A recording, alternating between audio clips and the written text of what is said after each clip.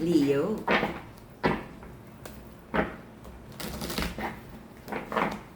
This is a Leo, Sun, Moon, Rising, and Venus collective reading for the month of August. For your personal reading, kindly send me a direct message. Kamusta ang mga Leo? Happy birthday sa ating mga Leo. Let's see. Anong meron? Anong bago? Anong paulit-ulit na ginagawa? This is a Leo, Sun, Moon, Rising, and Venus collective bonus reading for the month of August. Collective energy ng mga Leo, please. Collective energy ng mga Leo. Paalala, ang nag-iisang account ng Mystic Siren ay kay Angeles 11. Any messages coming from a different account? Hindi po ako yun. Mag-ingat sa scammers. Leo, let's see. Anong meron sa ating mga Leo? Kamusta ang mga birthday natin dyan? Okay, the Queen of Wands. There's a feminine here na nagfo-focus sa kanyang sarili, self-love, self-growth, at napapansin to ni masculine. Okay. Someone here is not ready for love, not ready to commit. May sabihin natin, of course, lahat naman tayo may ideal, no? Sino ba yung ideal person? Ano yung wish fulfillment mo? Ano yung checklist mo dun sa taong gusto mong makasama that you consider as your wish fulfillment? But it feels like, for some of you, hindi nyo mahanap kung sino yung tao na yon. For some of you, nakapili kayo, but in the middle of the relationship, parang nagkaroon ng realization na parang shocks, parang nagkamali ka. There is a masculine here na gustong magbigay ng offer, love offer. Gusto daw niya ng gusto niya kausapin si feminine at magkausap ng maayos, masinsinan tungkol sa love offer na to. Gusto niyo namang i-keep ang love connection na to, pero parang hindi niyo mahanap yung balanse at kasunduan or harmony. Because it feels like someone is not ready to fully commit. Okay? Mahirap yon. Sabi ng mga Leo, okay, it feels like this is on the side of the feminine. Sabi niya, very unacceptable yung breadcrumbing energy, giving the bare minimum sa relasyon, napapagod na daw siya, nabigyan siya ng bare minimum ni masculine. Enough for her to stay, but not enough effort and commitment from the masculine para maramdaman ni feminine na talagang siya na ang pinipili ni masculine. Walang full commitment. Okay? Both of you took a leap of faith, parang hindi nyo masyadong nakilala ang bawat isa, very unstable, very rocky itong connection na to. But it feels like kahit naging mabilis, hindi nyo masyadong nakilala yung isa't isa, marami kayong naging plano together.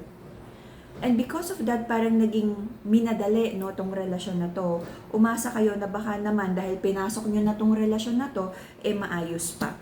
May mga confusion here na nagdadala ng heartbreak and pain. Isa sa confusion here ay hindi maramdaman ng feminine sa connection na to yung commitment ni masculine.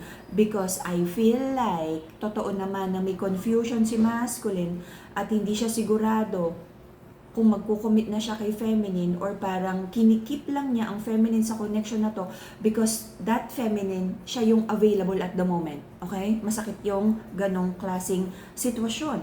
Especially if the feminine in this connection is parang ready na to commit at naghihintay na lang siya ng proposal or kung ano man na i-execute na plano ni masculine. Okay? Hindi naman tapos ang relationship na to. Pag kami LDR, may mga planong pagkikita, travel, it feels like matutuloy. Kung maghihiwalay, I don't think so. Nandito pa rin, nilalaban nyo yung relasyon na to. Pinipilit nyong magkasundo, pinipilit nyong mabuo, pero, ay, baka mabuo. Pinipilit nyong ayusin ang relasyon na to. But, parang lagi na lang, every time na nagiging okay na, alam mo yun, parang nababales, parang nauusog every time na you feel na umu-okay na, biglang may napagtatalunan na naman. So, may mga plano din na travel, yung some of you matutuloy, pag natuloy to, parang may konting pagtatalo, but for some of you, like, maaring magtalo, kaya hindi matuloy, maaring matuloy yung kung ano man tong mga pagkikita na to. Okay? Let's see. Anong mga drama sa ating mga Leo? Someone walk away. But then naging happiness nyo naman yung isa't isa. Nagkaroon ng overthinking sa inyong dalawa kung dapat pa ba talagang ilaban to. Maraming duda, trust issues, okay? Because I feel totoo namang may lihim. Okay, may lihim sa relasyon na to, kaya parang nahihirapan talaga kayong ayusin to. Someone feels na eto na, ayusin natin. But the moment na parang nagkakasundo, lagi na lang may lumalabas na issues or bago na namang pagtatalunan. Okay, so, recent past, nagkaroon na naman ng energy of betrayal. Someone feels like the feminine in this connection feels like the masculine is not being honest. At nandito na naman si feminine na sabi niya, kailangang maging vocal siya about mga bagay na nakaka-hurt sa kanya. Okay, hold on.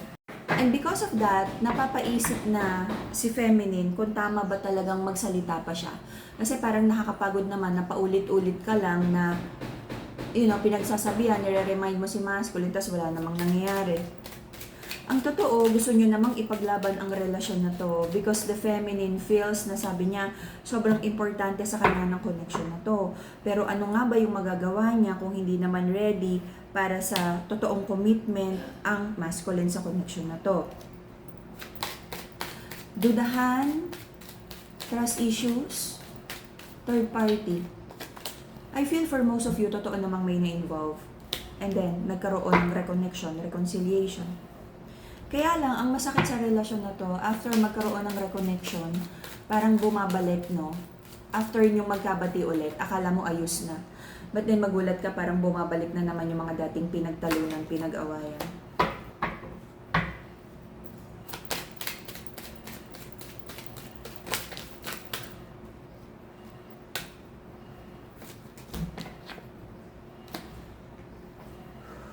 Sabi ni masculine, feminine, wala ka naman dapat ipagduda, ikagalit. Kasi kung sino man daw tong pinagseselosan, hindi naman niya kinakausap. Hindi na daw niya balak balikan at hindi naman niya balak to be in a relationship with. Okay? But ramdam ni feminine na may feelings si masculine sa isang babae na to. The Queen of Wands, someone that the feminine in this connection feels parang threatened about na shocks. Feeling ni feminine kaya binibigyan ng attention to ni masculine kasi ito talaga yung gusto. Pag-uusap na hindi naman naayos, parang you feel stuck sa relasyon na to, may bare minimum, hindi mahanap yung kasunduan. This is like kung LDR, nag-travel to see each other, another chance, but maraming duda si feminine, atras abante siya sa pagtitiwala. Sometimes the feminine in this connection feels like kaya niyang pagkatiwalaan si masculine. Sometimes talagang nalulunod sa overthinking. But pinipilit ni feminine na walang pagtatalo. Sabi niya, sige na nga, makakabuti na i-forgive, kalimutan na lang yan. But may nararamdaman talaga si feminine na parang unhealthy behavior si masculine. Okay? Pero love niya si masculine kaya parang hindi rin niya totally mabitiwan ang relasyon na to. So, may doubt si feminine kung nagiging honest na si masculine. Okay? I feel honest naman siya. Sinasabi niya yung totoo na hindi naman niya kinakausap tong third party na to. But kung nagkaroon talaga, for most of you, yes. Pero kung hindi niya kinakausap right now, okay, it's a yes. At sabi niya, wala naman daw siyang planong forever or long term for this. Parang, I don't see myself with that feminine, okay? Sabi ni masculine. So until the end of the year, it feels like magkakaroon pa rin ng pakiramdaman sa relasyon na to. Pero parang ang dating, ino-observe ni feminine ang actions ni masculine at nakikita ni feminine, baka parang nakita niya nagla-like pa rin, or baka nahuhuli sa search history, or baka nakikita may tinatagong photos, nag-screenshot, or parang may dummy account si masculine at nahuli ni feminine na parang shocks, may back burner account at dito pala niya ini-stalk, kinakausap ito. Okay? Pag-usapan, no, and hopefully magkaroon ng talagang authentic, no, na pag-uusap. Kasi parang usap-usap lang pero wala naman talagang naaayos, paulit-ulit lang. This is a soulmate connection, but then the masculine feels na parang there. Okay, nagfe-fail ang recording ko, okay? I don't know kung meant marinig to, pero pag nag-fail ulit to, hindi ko to ipopost. Okay, the masculine in this connection feels like, may question siya eh. Ano ba talaga dapat yung love? Ano ba dapat yung nararamdaman niya for the person, for him to say na ito na talaga yung forever person niya? Because meron siyang confusion about how he feels about a third party or another feminine. At ano yung nararamdaman niya talaga sa current person. Okay? But pinipilit ng masculine na to na layuan ang feminine energy that he feels so drawn and attracted to.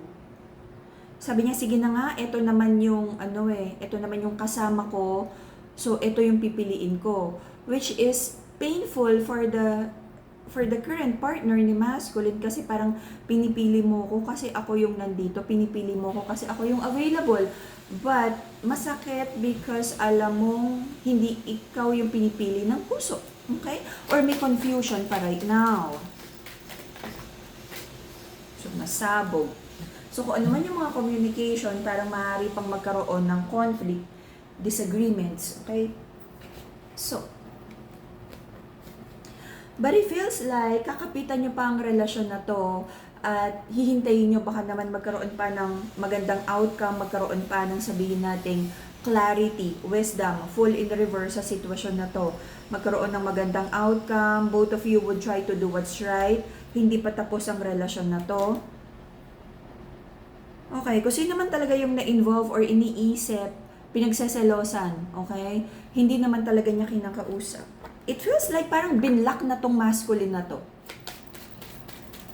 Okay? But nandito pa rin yung energy of nagkakainisan. Okay? You might be dealing with like Leo, Aries, Sag, Aqua, Libra, Gemini, Libra. This is the Leo energy. Okay. So, pag-usapan and mag-commit sa kung anumang desisyon na makakabuti para sa inyong dalawa. Kung hindi kayang mag-commit na ayusin to, kailangan nyo ng pag-usapan kung ano ba talaga yung plano kasi hindi pwedeng ulit-ulit lang to. This is very draining and very, parang sayang sa panahon, no? Na parang kung wala naman direction, it's like nag-usap kayong road trip tapos wala naman pala kayong gas, okay? And that would be the Leo, Sun, Moon, Rising, and Venus collective reading for the month of, bonus reading for the month of August. See you again in a few days for your, oh my gosh, bear. Happy bear months na pala, no? Konting na lang. See you again in a few days for your September reading. Happy birthday sa lahat ng ating mga Leos. Bye-bye.